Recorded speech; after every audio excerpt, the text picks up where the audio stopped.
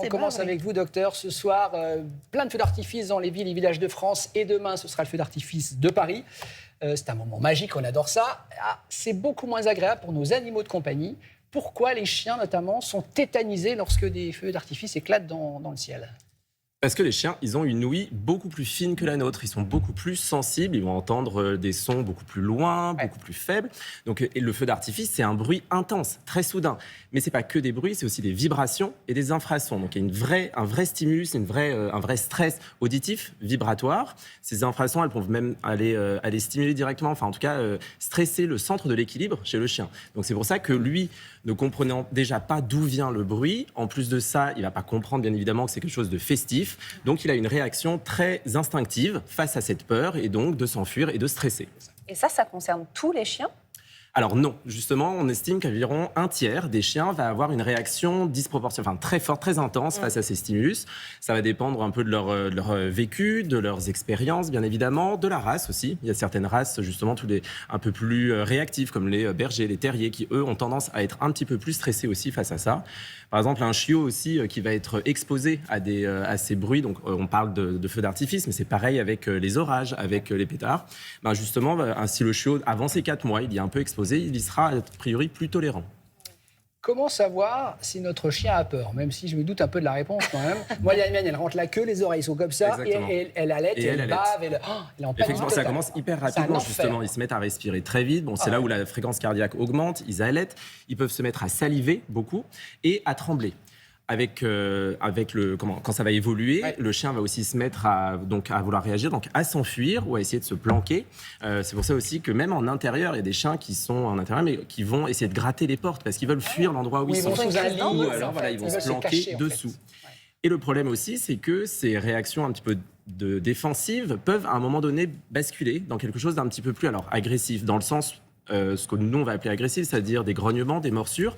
Surtout si par exemple vous essayez de retenir le chien qui a peur et qui essaie de s'enfuir, là à ce moment-là, il peut dans la panique se retourner sur vous.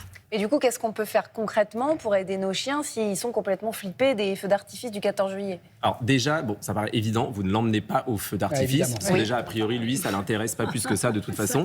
Et ensuite, donc, il reste à la maison. Donc déjà, vous ne l'emmenez pas. Parce que même si, quand vous êtes en train de vous balader à côté, à un moment donné, il s'enfuit. Et le problème de s'enfuir, un chien, quand il s'enfuit, quand il est paniqué, c'est il part dans tous les sens, il ne regarde pas où il va, donc il peut se perdre. Et puis aussi, bien sûr, a priori, il ne va pas effectivement regarder le passage. Ils peuvent perdre leur repère. Complètement. Ils partent et ils courent. Et en fait, ils ne savent pas où ils sont. Et après, à un moment donné, ils se calment et ils ne savent plus où ils sont. Et puis le long du trajet, il ne va pas s'arrêter au passage piéton, il ne va pas regarder les feux verts. Donc c'est là aussi où il y a des accidents de la voie publique qui peuvent arriver. Donc, il reste à la maison. Vous créez un environnement sécurisé, une pièce, volet fermé, rideau fermé. Vous pouvez même lui faire un petit panier, une niche sur lequel vous allez mettre un linge. Moi, je mets de la musique à fond, la musique classique. Mozart, ça la calme, moi. Ouais, les musiques. C'est normal, il y a trop de notes. Excusez-nous. Non, mais la musique, c'est très bien. Ou la télé, justement, pour créer un environnement avec un bruit. somnifère pour chien ?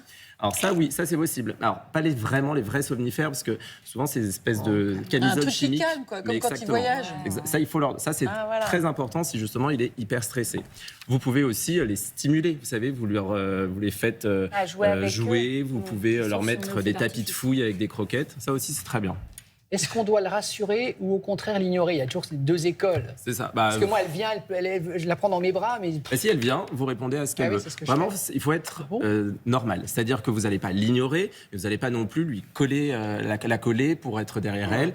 Vous faites des choses assez classiques. Vous pouvez la brosser, par exemple, à ce moment-là. Mais voilà, il faut juste être normal, parce que en étant normal, vous allez plus la rassurer. Et Laurence a commencé à en parler. Est-ce qu'on peut avoir recours aux médicaments, au traitement, en fait ? Exactement.